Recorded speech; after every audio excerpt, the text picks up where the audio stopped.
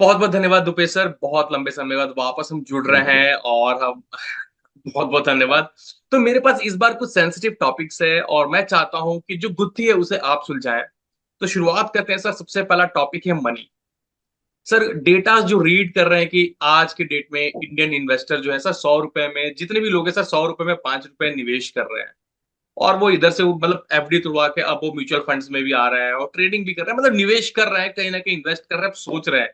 तो सर मैं चाहता हूँ कि आमतौर पर लोग इसके बारे में बातें नहीं करते, तब हल्का फुल्का करना चालू कर दिया। तो ऐसा क्यों है, क्या रिवोल्यूशन आ रहा है और आगे आपको क्या दिखता तो ये ना एक बिहेवियर है, ये इंसान का स्वभाव है। पैसे के बारे में उतनी बातें नहीं कर सकते हैं। It is the lack of attention. और पैसे के अगर आप कैलकुलेशन करो मैथमेटिक्स के हिसाब से, तो कंपाउंडिंग से पैसा बनता है। बट उसको रियलाइज कहाँ कर पाते हैं लोग। जो अभी आपने बताया कि 100 रुपए में से 5 रुपए, ये 5 रुपए इक्विटी मार्केट में है। बाकी जगह जा रहा ना प्रॉपर्टी में जाता है। प्रॉपर्टी में मेरे ख्याल से 80 रुपए तक जाता है पैसा, या जिसका पैसा नहीं हो लोन भी लेता है। तो कई लोगों के लिए तो ये 100 रुपए में से 150 रुपए होगा जो लोन ले लेगा। गोल्ड में खूब सारा पैसा जा रहा है, और फॉर्चुनेटली गोल्ड की रिटर्न भी अच्छी है। फिर कुछ पैसा इंश्योरेंस में जाता है, कुछ बैंक एफडीज में जाता है, तो ऐसे एक ग्राफ बनता है। बट ये जो पैसा है, इसमें क्या है ना, बहुत सारे लोगों का टाइम नहीं होता है। तो अगर हम उसको ऐसे कल्पना करें, भाई सुबह 8 बजे ऑफिस की तैयारी किया और रात को 8 बजे आया, तो ये बातें कब होंगी। है? और तो जो इंफॉर्मेशन है, जो नॉलेज है, वो तो प्रचुर मात्रा में, वो एब्यूंडेंस है। लेकिन जो अटेंशन है, that is the problem of lack of attention. लेकिन अगर ये पैसे के बारे में बात करें कि ये पैसा ही जो है ना आपकी सक्सेस को डिफाइन करता है। यू नो, दो लोग हैं, अगर वो सेम सैलरी पे काम कर रहे हैं, सपोज 1 लाख रुपए दोनों की सैलरी है, ए की भी और बी की भी। जो ए है वो 50,000 की एसआईपी कर रहा है, जो बी है वो 50,000 का ईएमआई कर रहा है। तो over the period of time आप देखोगे इनके बीच में धरती और आसमान का फर्क आ जाएगा। एक तो कंपाउंडिंग के राइट साइड में है, और एक कंपाउंडिंग के अपोजिट साइड में है। ओके। तो जब हम इनको रियलाइज करें, तो उसके बाद मामला बदलेगा, और कुछ अच्छी चीजें होंगी। Great great great. अब जैसा कि आपने कहा इन्वेस्टमेंट लोग रुचि ले रहे हैं, तो सर मार्केट में भी थे यार, बड़ा इजी है, डिमेट अकाउंट खोलो इन्वेस्टमेंट कर दो। आपकी क्या राय है कि इन्वेस्टमेंट इजी, मतलब क्या रियली में बहुत इजी है कि कोई भी अकाउंट खोलो और कोई भी स्टॉक चुनो और बस डाल दो? तो इसमें थोड़ा टिप्पणी करें। तो ये जो प्रोसेस है इजी है, बट इसको करना डिफिकल्ट है। तो यहाँ पर वही एक होता है इंटेलिजेंस, एक होता है बिहेवियर। तो इसमें इन्वेस्टमेंट में ऐसा देखा गया है, जो ये बिहेवियर है, ये उस इंटेलिजेंस के ऊपर हावी रहता है। तो जैसे वारेन बफेट का भी कोट पढ़ा होगा कि हमको 150 वाला आईक्यू नहीं चाहिए, हमें तो यार वो 80 और 100 वाला भी कंफर्टेबल है। हमारे पास इनफ एग्जाम्पल हैं, जो साधन विहीन लोग थे, साधन विहीन लोग थे। उसमें कोई वो जेनेटर का नाम है, उसमें कोई अनाथ है, उसमें कोई रिटायर्ड है। तो ये हमने मिलनर बनते हुए देखे हैं। और इसी दरमियान कोई बहुत पढ़ा लिखा लोग, वो सरवाइव कर रहा होगा, वो स्ट्रगल कर रहा होगा। तो जो पढ़ा लिखा है, इसके बाद इंटेलिजेंस है इसीलिए पढ़ा लिखा है। नहीं, तो ये जो फर्क है, वो बिहेवियर का है। तो ये तो अभी एसआईपी कुछ समय से आ रहा है, इससे पहले पीपीएफ आया था। सब लोगों का पीपीएफ होता है, तो लोगों के करोड़ रुपए पीपीएफ में है। यानी एज ए फादर, एक आदमी ने पीपीएफ में कुछ पैसे जमा किए, और उनके पास इनफ डाटा है कि उस वो आदमी उस पर खुद उसका भोग नहीं करता है, उसका जो नॉमिनी होता है वो पैसे निकालता है। तो एक तो मुझे खुद पता नहीं था कि ये पैसों का करना क्या है, और न मैं किसी को बता के गया। तो इस तरह का भी एक मामला है। तो इसका मतलब क्या हुआ, ऑल दो पीपीएफ का जो रिटर्न है वो 7% या 8% रहा होगा आज आज के दरमियान में। तो लेकिन पैसा खूब बन गया, क्योंकि आपने उसको कंपाउंड होने दिया। तो पैसा कमाना इतना आसान है। लेकिन क्या होता है कि एक ह्यूमन साइकोलॉजी है, मेरे को तो बेस्ट प्रोडक्ट चाहिए। तो यस। कई बार सामने से मैं एक फाइनेंशियल डिस्ट्रीब्यूशन में हूँ, प्रोडक्ट में। तो जो सामने से लोग होते हैं, बोलते हैं बेस्ट चाहिए। अब बेस्ट मेरे को भी पता नहीं होगा बेस्ट कौन सा है, और हो सकता है उनको भी पता नहीं बेस्ट कौन सा है, बट वो सोच रहे हैं इसको सब पता होगा कि बेस्ट कौन सा है। बट अगर बेस्ट न भी मिले, अगर राइट बिहेवियर हो, तो हम बहुत कुछ अच्छा कर जाएंगे। Well said. ठीक है, तो एक साइड तो ये हो गया कि आसान तरीका है, डीमैट अकाउंट खोलो, कोई भी शेयर ले लो और उसको कंपाउंड होने दो। लेकिन प्रैक्टिकल लाइफ में ऐसा होता नहीं है। हमारे पास इनफ डाटा है, किसी अगर मार्केट की रिटर्न, दो रिटर्न होती हैं, एक मार्केट की रिटर्न होती है, एक जो उस व्यक्ति ने रिटर्न पाई। तो ऑलवेज अभी तक ऐसा हुआ है कि जो आदमी ने रिटर्न पाई वो कम हो पाई, मार्केट ने रिटर्न ठीक ठाक दिया है। मार्केट का तो एक कैलकुलेशन है, एक गणित है, उस हिसाब से उनकी रिटर्न सेट होती है। ठीक है। मतलब जैसे कोई शेयर लेना है, over the period of time जो एक गणित कहता है कि उसकी रिटर्न कितनी आएगी। भाई सपोज आज किसी शेयर का भाव एक रुपए है या 100 रुपए है, तो ओवर द पीरियड टाइम कितने पैसे बना के देगा। ये एग्जैक्टली उतने पैसे बना के देता है जितनी इसकी उस दरमियान अर्निंग आती, ईपीएस आती है, उतना ही पैसा बनता है, उससे ज्यादा कम ज्यादा नहीं बनेगा। वो किस हम्म। साल सेट होगा ये कहना मुश्किल है, अदरवाइज पैसा उतना ही बनता है। लेकिन क्या होता है कि मेरे कुछ बिहेवियर ऐसे हैं, मुझे ज्यादा पैसा चाहिए या एकदम मुझे जल्दी पैसा चाहिए, पैसा जल्दी भी चाहिए होता है, ये भी हमारी एक साइकोलॉजी है। तो वो कई बार क्या होता है, फिर वो बैकफायर करने लग जाती हैं और फिर हम उल्टे सुल्टे से काम करने लग जाते हैं, जिससे कि मेरा पूरा पूरा पोर्टफोलियो ही डैमेज हो जाता है। तो वही प्रॉब्लम है कि जो बिहेवियर है वो उस इंटेलिजेंस पर हावी रहता है। Well said, well said. नहीं नहीं सर, बिल्कुल सही कहा। और जब तक वो हावी रहेगा तब तक हम राइट डिसीजन राइट टाइम पे ले भी नहीं पाएंगे। बहुत बढ़िया। सर अब अगले टॉपिक की ओर आते हैं। बड़ा ही ये बड़ा रोमांचक टॉपिक है सर, नेचर। जैसे कि सर गर्मी का माहौल है, शाम होता है, अगर आप किसी को कॉल करते हो और भाई तेरे वहां ठंडी हवा चल रही, भाई हमारे यहाँ तो यार गर्मी से थोड़ी राहत है, तो सर कहीं ना कहीं हम नेचर से, सर नेचर के हम बारे में बात करते हैं, और तेरे वहां कैसा चल रहा है, कैसा मौसम है, तो सर नेचर से हम क्या सीख सकते हैं, इसके बारे में थोड़ा बताएं। बिल्कुल। तो नेचर का एक सिस्टमेटिक वे है भाई, जो सूर्य देव हैं उनको टाइम पर निकलना, टाइम पे ही आएंगे। तो कभी हमने ऐसा नहीं देखा कि सूर्यदेव आज गए नहीं और फिर 4 दिन बाद आए नहीं। एक बच्चों की उसमें कहानी भी ऐसा कि today sun is on holiday, तो अभी हमने ऐसा कभी देखा नहीं। ठीक है। तो एक तो इनको कभी कोई जल्दी नहीं होती है, गर्मी है तो उतना टाइम लेके जाएगी, उसके बाद फिर बरसात आएगी। कभी ऐसा नहीं हो चलो बरसात तू मत आना, सीधे विंटर हम आ जाते हैं, जल्दी वही है ना। तो अगर नेचर को जल्दी नहीं है तो आपको भी जल्दी नहीं करनी चाहिए। ये जल्दी के चक्कर में ना आप खुद ही मरोगे। ठीक है। और नेचर का दूसरा खूबी क्या है, एक तो जल्दी नहीं करना है, और कभी नेचर फेल नहीं हुआ। अगर दिसंबर है तो सर्दी आएगी आएगी, अगर मई और जून है तो गर्मी आएगी आएगी। ठीक है। तो ये हम नेचर से बिल्कुल बहुत उनसे सीख सकते हैं।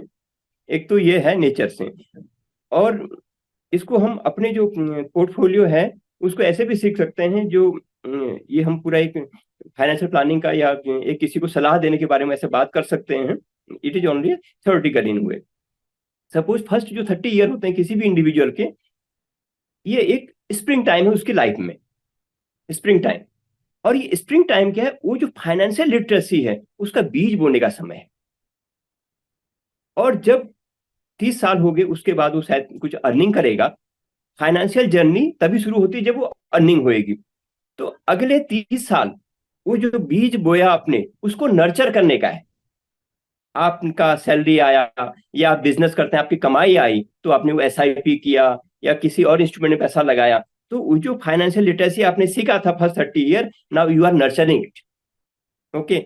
देन आफ्टर भाई लाइफ में फिर ये स्प्रिंग का सीजन था, इसके बाद फिर ऑटम भी आएगा।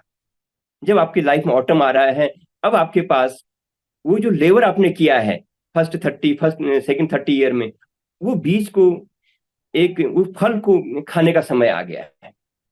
और फल भी कैसे खाना है इसको देखिए, क्या खूबी के साथ वो बता रहा है। वो बता रहा है जैसे एक फार्मर होता है, उस तरह से आप जो फाइनेंशियल लिटरेसी का आपने बीज बोया, फिर आपने उसको नर्चर किया, और फल को जो खा रहे हो वो फार्मर की तरह से खाओ।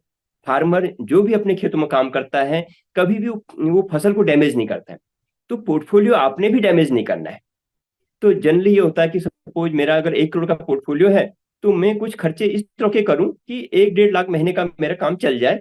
ऐसा नहीं कि मैंने 5 या 10 लाख रुपए निकाल दिया, तो अगर ज्यादा पैसा निकालूंगा तो मेरा जो पोर्टफोलियो वो डैमेज हो जाएगा। अगर उसकी ईल्ड 10, 12, 15% आ रही है, तो फेयर इनफ है कि आप 1 से 1.5 लाख रुपए महीने का निकालेंगे, वो पोर्टफोलियो कभी डैमेज नहीं होगा। तो पूरा पूरा आपका लाइफ बिल्कुल सेट हो जाएगा, और ये सफलता का एक मूल मंत्र है। तो इससे पहले जो हम नेचर से सीख सकते हैं, और जो हम उसमें फाइनेंशियल लिटरेसी के बीज बो सकते हैं, तो इन एग्जाम्पलों से आप उसको अपने जीवन में उतार सकते नहीं नहीं, वेल सेट वेल सेट, बहुत खूब सर, आपने बहुत अच्छे से समझा दिया कि भैया जिनको निवेशक बनना है, बड़े अच्छे से आपने समझा दिया भैया, डिसिप्लिन चाहिए, पेशेंस चाहिए, कब बीज बोना है, कब नर्चर करना है, और कब वहां से थोड़ा थोड़ा खाते रहना है जैसे किसान खाते हैं। बहुत ही बढ़िया। सर अब अगला जो टॉपिक है, बहुत इंपॉर्टेंट। सर कहते हैं अमीर लोग पैसे से पैसा बनाते हैं और अमीर बन जाते हैं। सर ऐसा कोई तरीका है कि एक मिडिल क्लास, एक एवरेज को अगर अमीर बनना है, क्या करे वो, कैसे निवेश करे, कोई तरीका, कोई कोई आसान सा तरीका? हैं। तो एक तो रेट रेस है, और हर बार मेरे को इनकम बढ़ के आनी चाहिए, और पैसा कमाओ और पैसा कमाओ, ये भी एक तरीका है। तो इसमें क्या होगा ना, आप अपने शरीर को कहीं ना कहीं डैमेज कर दोगे। भाई हर चीज के कॉस्ट है। आज अगर मेरी सैलरी 1 लाख है, अब मुझे 1.5 लाख है, 2 लाख 3 लाख करना है, हो जाएगा, बहुत सारे लोगों ने करके दिखाया। बट कहीं ना कहीं मैं उसको कॉम्प्रोमाइज करूंगा अपनी फिजिकल हेल्थ में, अपना जो प्रेसियस टाइम है जो मैं फैमिली के साथ देना चाहूंगा, शायद वहां पर भी वो होगा। ओके। तो इसमें क्या कर सकते हैं, जो एक बहुत आसान तरीका है, वो है फ्रूगैलिटी को निभाना, एक जो मॉडरेट लाइफ स्टाइल है उसको अपनाना, और एक जो लिव बिलो योर मीन्स है उसको अपनाना। तो ये सब चीजें करेंगे तो मतलब जो खर्चा है आप फिर देख के करेंगे। जो फालतू की चीजें हैं उनको तो आप बिल्कुल लेंगे ही नहीं लेंगे। जो अति आवश्यक चीजें हैं उन पर अगर आप मॉडरेटली खर्चा करें, तो आई थिंक कि जो ये सेविंग है, कहीं ना कहीं आप सेविंग कर रहे हो ना, आपका माइंड आप सेविंग में आ गया है, तो सेविंग से आप अपनी इनकम बढ़ा सकते हैं। ठीक है। तो इससे भी पहले जो इतना इनफ एग्जांपल है कि हमारे पास इतना सेविंग किया तो इतना बड़ा अमाउंट बन गया। तो बार बार अपना जो इनकम है, जो एक्टिव इनकम है ना, उसको बढ़ाना हर एक आदमी के लिए मुश्किल काम रहेगा। तो हम्म। सेविंग में आए। और ये जो लाइफ है, जो मितव्ययिता की लाइफ है, वो भी बहुत अच्छा है, ऐसा नहीं है कि वो बड़ा खराब है। एक्स्ट्रा वेजन जो वैगन जो है, जिसमें ज्यादा हम पैसा खर्च करते हैं, फालतू का खर्च करते हैं, तो अगर वो भी रोक दिए जाए तो वहां से भी अपनी इनकम हो सकती है। नहीं नहीं, बहुत बढ़िया सर, बहुत बढ़िया, आपने बहुत अच्छे से समझा दिया कि आप अगर अपना लिमिट में रह के खर्चा करेंगे तो एक तरह से आप सेविंग कर रहे हैं, और जैसे जैसे आप करेंगे, आप सीखेंगे, डिसिप्लिन में आएंगे, माइंडसेट, आपका अप्रोच चेंज हो जाएगा, और धीरे धीरे आप डेफिनेटली बिलो द बेल्ट अगर आप अपना जो जीवन होता है उसको बिताते हैं, लेविश लाइफ नहीं जीते हैं, ज्यादा हाई फाई खर्चा नहीं करते हैं, तो डेफिनेटली एक तरह का आप सेविंग ही कर रहे हैं, राइट? और ये करेंगे तो एक आसान तरीका है कि धीरे धीरे धीरे जैसे पैसे कंपाउंडिंग होगा, आप इन्वेस्ट करेंगे तो आपको अच्छा रिटर्न देगा आने वाले समय में, राइट सर? बिल्कुल। एक्चुअली। ग्रेट। अब सर अगला जो टॉपिक है सर, एंड में जाते जाते सर एक टॉपिक बच गया है मेरे लिए सर, युवाओं के लिए कुछ सलाह, जो नए यंगस्टर है अगर वो आना चाहते हैं, वो इस वीडियो को देखकर कुछ सीखना चाहते हैं, तो उनके लिए कोई स्पेशल मैसेज? तो जितने सारे हम टॉपिक बात किया, ये सारी वो सलाहें हैं। और इसका कंक्लूजन आप ऐसे निकालोगे कि जो बचत है, जितना सारा हम बात किया, इसके पीछे इनडायरेक्टली वे में बचत को प्रमोट करना है। तो बचत में इनफ पावर है। ठीक है। और बचत हो गया तो उसके बाद जो कंपाउंडिंग इसके अंदर इनबिल्ट फैक्टर है। वे किसी फाइनेंशियल इंस्टीट्यूट में अगर पैसा लगाते हैं तो कंपाउंडिंग तो मिलना ही मिलना है। तो 15% के रिटर्न से एक पैसा 5 साल में डबल हो जाता है। अभी अगर मैं 5 साल उसको इस्तेमाल नहीं किया, 15 साल और वेट कर लिया, तो 16 गुना हो जाता है। 5 साल में 2 गुना हो रहा है। अगर 15 साल और वेट कर लिया, now total time is 20 year, 5 साल हो गए, 15 साल ही हो गए, 20 साल में वो 16 गुना हो रहा है। 10 और 6 16। तो कहाँ 2 गुना, कहाँ 16 गुना। तो इसको अगर हम अपनाएंगे अपनी लाइफ में, तो लाइफ सक्सेस है।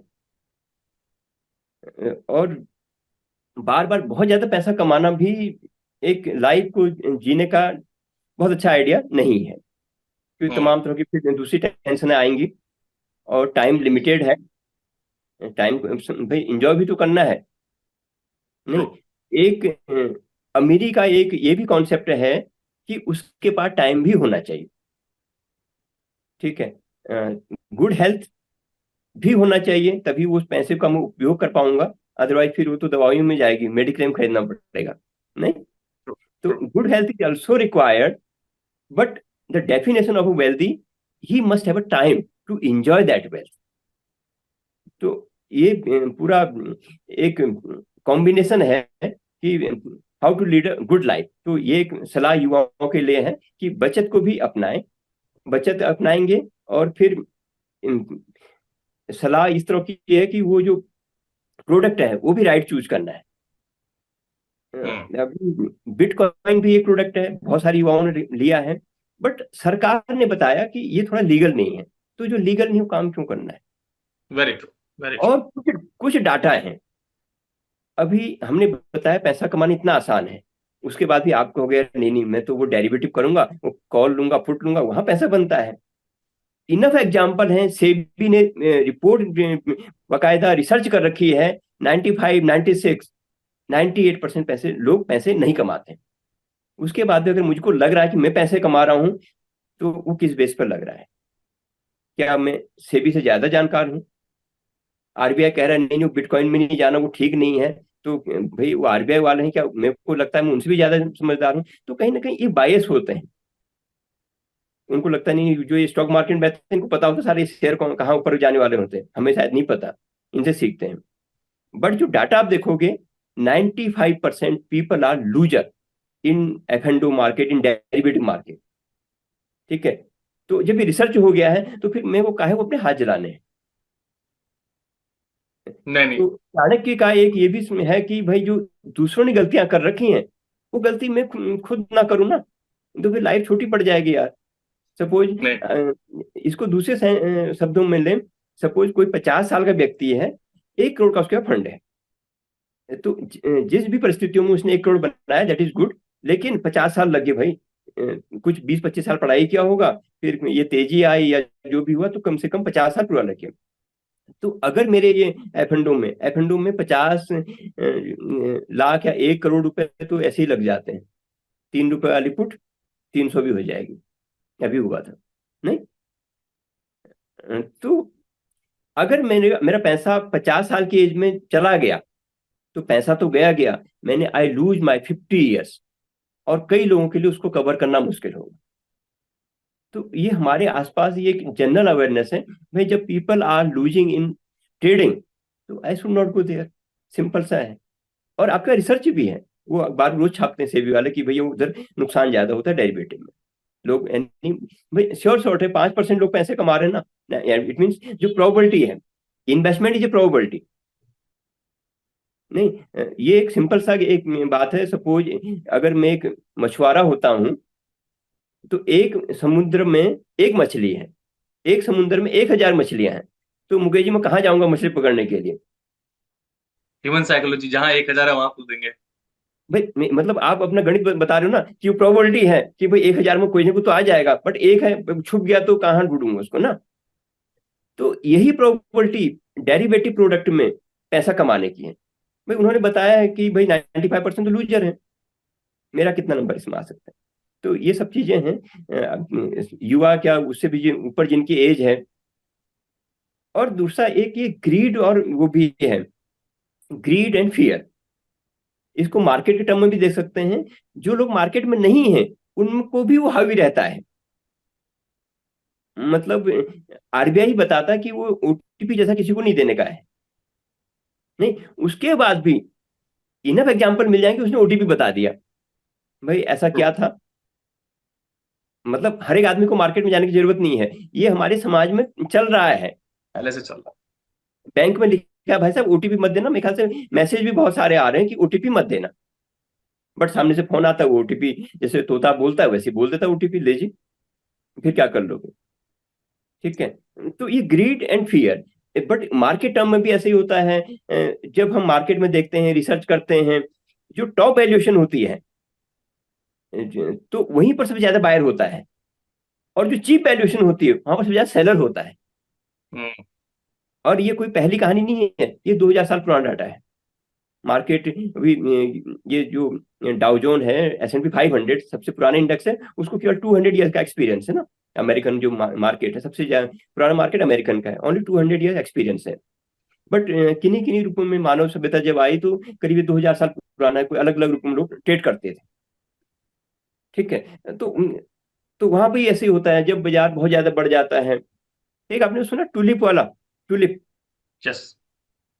तो टूलिप क्या था? एक फूल ही तो था। हम्म। और उन्होंने उसको पता नहीं किस वैल्यूएशन में खरीद लिया। There is no tomorrow.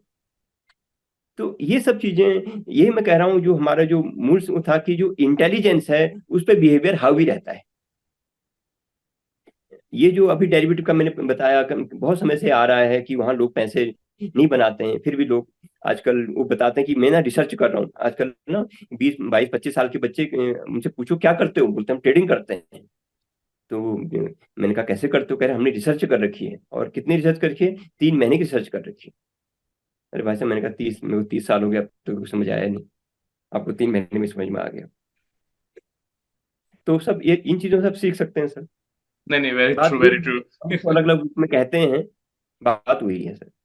नहीं नहीं, बहुत बढ़िया सर, आपने बहुत अच्छे से टॉपिक को कवर किया और बहुत सारे एग्जांपल्स भी दिए।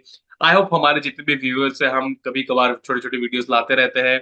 अगर आपको पसंद भी आ रहा है तो please do like share and subscribe. And yes, मैं सर का डिटेल भी इस वीडियो में डाल दूंगा, डिस्क्रिप्शन में भी डाल दूंगा, और नीचे भी ये यहाँ दिख रहा होगा आपको फिलहाल। तो अगर आपको कुछ म्यूचुअल फंड से रिलेटेड कुछ भी सवाल हो, सर एक डिस्ट्रीब्यूटर है, रजिस्टर्ड डिस्ट्रीब्यूटर है, आप इनसे कंसल्ट भी कर सकते हैं। डेफिनेटली चार्जेस होंगे, डेफिनेटली सर यूज फीस होंगी, but is he is a very good distributor as well. ये नहीं कि मैं इनको प्रमोट करा, बट यस मेरा पर्सनली भी सर मैनेज करते हैं, and is very good at it. आप जैसा बताओगे रिक्वायरमेंट सर वैसा करेंगे, तो definitely have a good option as well. तो चलिए दुबे सर, बहुत ही मजा है आपसे बात करके। अगली बार फिर थैंक कुछ यू। छोटे कुछ मोटे टॉपिक, खट्टी मीठी बातें फिर हम करेंगे, जहाँ पे हम लोगों को जागरूक करेंगे क्या सही है क्या गलत है। It's been lovely talking to you sir, thank you sir, thank you very much. Thank you. Thank you.